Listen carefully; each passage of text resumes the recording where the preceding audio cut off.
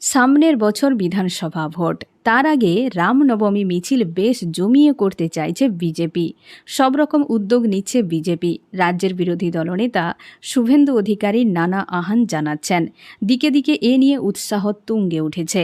তবে বিজেপি একাই রামনবমী উপলক্ষে মিছিল করবে এমনটা নয়। এবার রামনবমীর দিন মিছিল করবে তৃণমূল।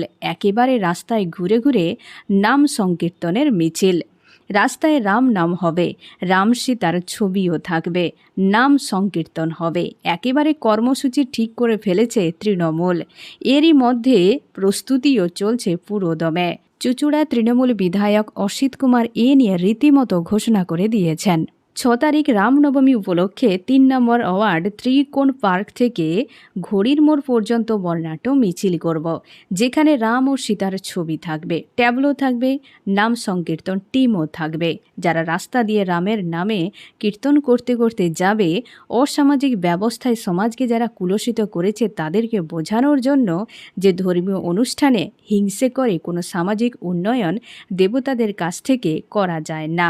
দেবতাদের কাছে নত জানু, সমাজকে সুস্থ রাখার, সমস্ত মানুষকে ভালো রাখার আশীর্বাদ নিতে হয়, অস্ত্র দিয়ে ঝনঝনানি করা নয়।